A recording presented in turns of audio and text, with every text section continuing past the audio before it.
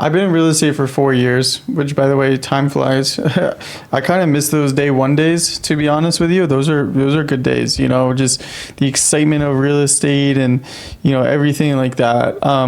But I've experienced a lot through my journey. I've grown my real estate business to be quite large, a lot of employees, a lot of overhead, and I've also scaled down my real estate business to be very lean and less overhead. But in this year, 2024, I really changed my business a lot more than any other year. I'm recording this intro just like I did for the last video because this was a video I actually recorded about 2-3 months ago in my old office space. So you'll see that. I'm going to play that video and explain to you how I saved my business. And I hope this helps you because I guarantee that if you stay in real estate or any business, you will get to the same constraints that I had to deal with. And this is how I overcame them and where I am now, where I'm still doing deals and, I feel relatively better than I did in previous years. So let's get started. In late 2023 and in 2024, I saved my wholesale business from failing wholesale business with bad profit margins and a lot of overhead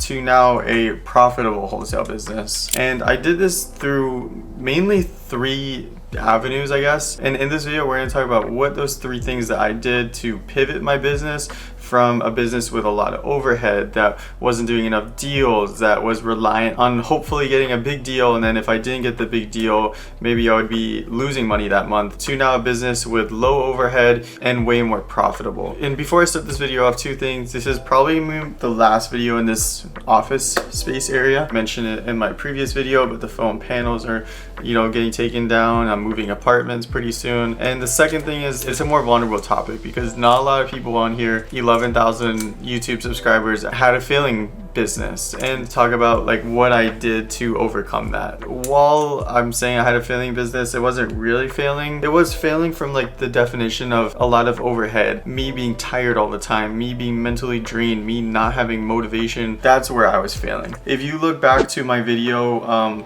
I tried wholesaling for 2 years. It's one of my most popular videos. It kind of goes over like my feelings of this, and in this video we're gonna talk about how I fixed it. Just a quick little background. If you don't know me, my name's Alec. I've been wholesaling since 2020. I did my first deal in 2021.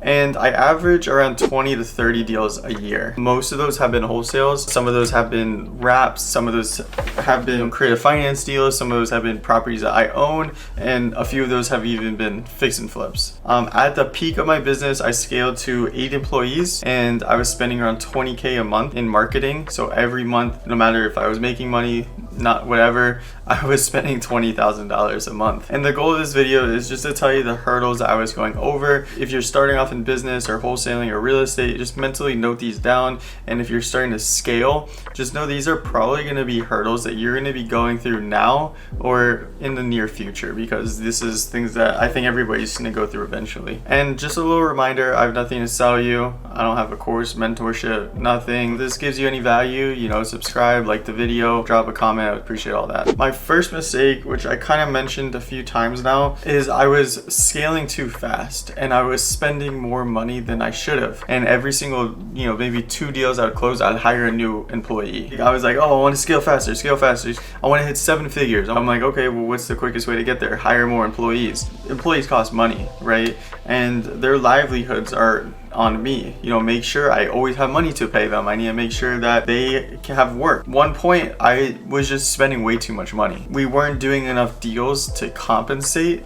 And the problem is when we're not doing enough deals to compensate, I'm working more, I'm getting tired, I'm getting burnt out. Just the whole thing was like on a downward spiral. If I really wanted to, I think I could have fixed, but I just was tired. And I had all the comping tools, like every single real estate website that you can think of, I paid for. If you're interested in real estate softwares, the ones that I currently still use, check out my link tree. Should be down below, hopefully. And in there is all the systems that I use and still recommend. And you could say that this is just me being a bad business owner. It's stressful having $20,000 a month overhead, where let's say I'm closing deals and I have a 20K deal I close, it's like, okay, now I'm break even. I haven't made any money for me yet. And if I close another deal, then it's like, okay, that's kind of like net to me. But if we're doing smaller deals that month, where it's like $4,000 or $5,000 deals, and I'm like working so hard to get these deals, and it's like, oh wow, I just broke even that month. And sometimes I would have like really big deals that would fall apart. If you're in real estate, deals fall apart. I was breaking even or making a good amount of money, and then a deal falls apart and now I'm breaking even or losing money. And to put it on a yearly scale, which kind of blows my mind,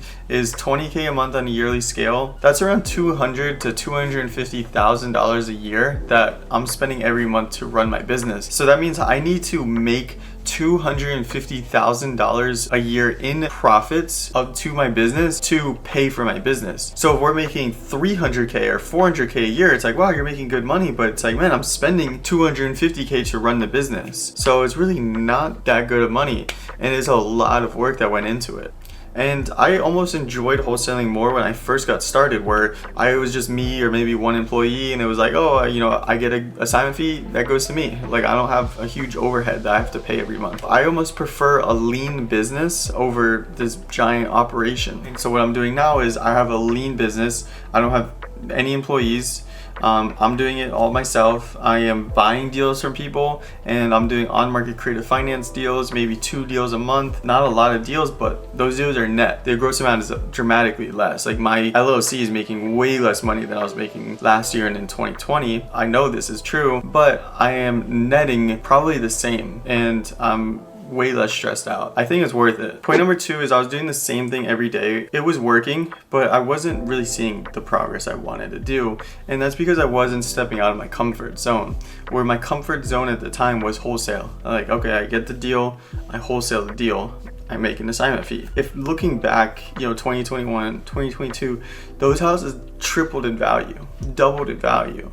And if I just bought some of those, like, I would have killed it. I wasn't learning new skills. I was stuck in my little bubble of wholesaling, and if I, decided to flip some of these houses I was wholesaling or buy them as rentals, I could have made a lot more money. I could have expanded my knowledge. I could have, owned property and got cash flow instead of just doing these quick little flips.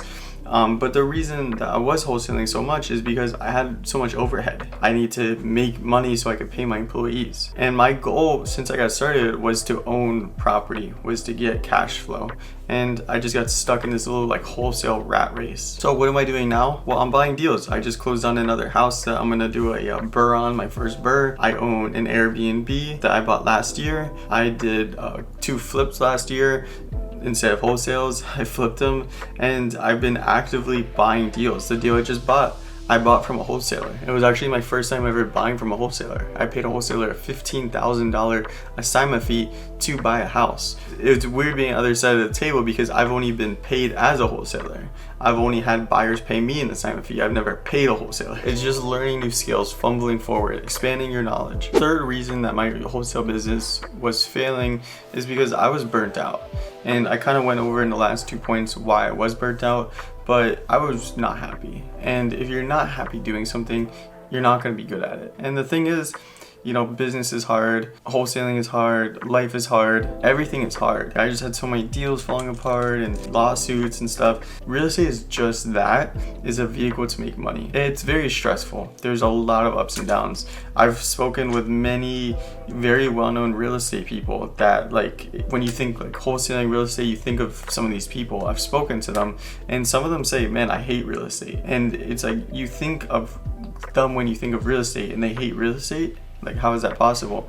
But it's just because once you're in real estate for a long period of time, you realize that it's a great vehicle, it's a great way to make money, but it's horrible too. Deal drama, sellers, buyers, tenants, houses, contractors, title companies, everything sucks. Once you realize that, it kind of changes your mindset on real estate, where it's I love this vehicle, I love this way to make money, but not passionate about it. I think it's cool when you first get started. It's oh, shiny objects, doing deals, making money, but then it gets super repetitive. It's a lot, so you need to have other hobbies. What am I doing now? Well, I have a business that has less overhead, is doing less deals, is making decent net income, and I'm doing new things. Last thing I want to say is please do not watch this video and let it disencourage you. Like I said, this is a great business. It changed my life. Build a plan, take action on it. Small business doing a lot of income every month is a good business. Don't compare yourself to other people that are saying, oh, I have a 7-figure wholesale business.